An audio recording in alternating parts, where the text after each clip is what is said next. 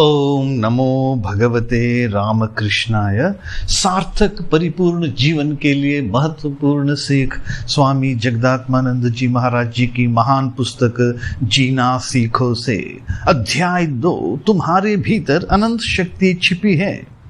बच्चों के आत्मविश्वास को नष्ट किए बिना उनका पालन पोषण कैसे किया जाए, इस पर यहाँ चर्चा की गई है।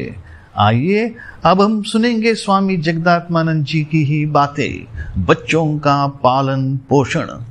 सी सुकोमलिंस्की बाल शिक्षा के एक रूसी विशेषज्ञ हैं। उन्होंने बच्चों के साथ रहकर तथा गहराई के साथ उनका निरीक्षण करते हुए उनके विकास तथा शिक्षा का व्यावहारिक अध्ययन किया और इस प्रकार लाखों बालकों के जीवन में प्रकाश लाने में सहायता की। मैं उनके अनुभव सूचक कुछ शब्दों का सारांश दे रहा हूँ।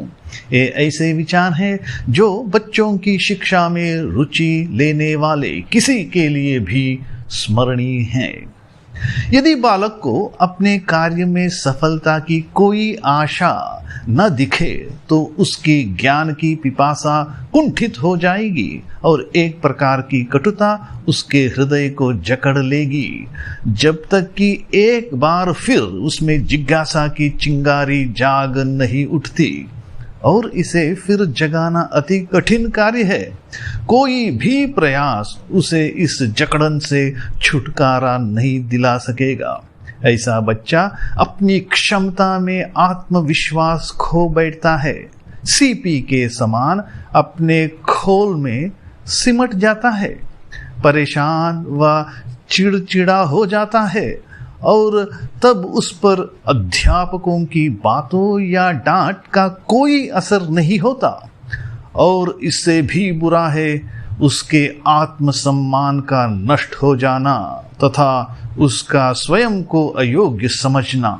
जब मैं किसी ऐसे उदासीन निष्क्रिय बालक को देखता हूँ जो घंटों शिक्षक के उपदेश सुनता है और जिसके पिछड़ जाने पर उसके साथी उस पर व्यंग कसते हैं, तो मुझे बड़ा क्रोध आता है।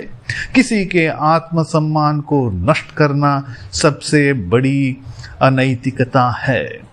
जहां सफलता से उत्पन्न प्रेरणा सक्रिय हो, वही सीखने की रुचि देखने में आती है। ये महत्वपूर्ण बिंदु है।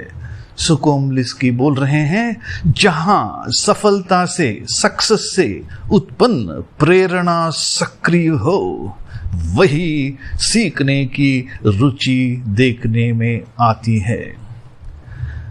मैं एक छात्र को जानता हूं जिसने हाई स्कूल की परीक्षा प्रथम श्रेणी में पास करके कॉलेज में प्रवेश करते समय अध्ययन के विषय के रूप में वाणिज्य का चयन किया, कॉमर्स का चयन किया। एक दिन मैंने उससे पूछा, पढ़ाई कैसी चल रही है? वह बोला, स्वामी जी बड़ा उबाऊ लगता है। कक्षा के अन्य छात्र बड़ी जल्दी बैलेंस शीट बना लेते हैं, पर मैं परेशान हो जाता हूँ।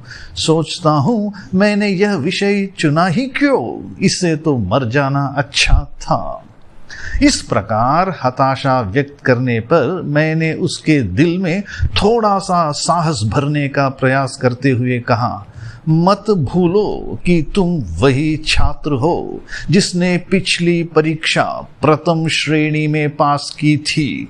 तुम अन्य छात्रों की पृष्ठभूमि, बैकग्राउंड, योग्यता, प्रशिक्षण आदि के बारे में नहीं जानते, अतः उनके साथ अपनी वर्तमान अवस्था की तुलना करके, कंपैरिजन करके हताश होने की जरूरत नहीं।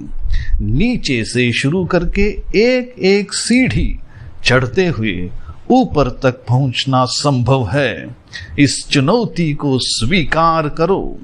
बाद में स्नातक की परीक्षा में वह द्वितीय श्रेणी में उत्तीर्ण हुआ, पर शुरू में वह अपने सहपाठियों की उत्तम उपलब्धियों को देखकर घबरा गया था। हमारे छात्रों को परीक्षा का सामना करने की कला उनकी शिक्षा के प्रारंभ से ही सिखाई जानी चाहिए। ओम शांति शांति शांति। हरि ओम तत्सत। श्री राम कृष्णार्पणमस्तु।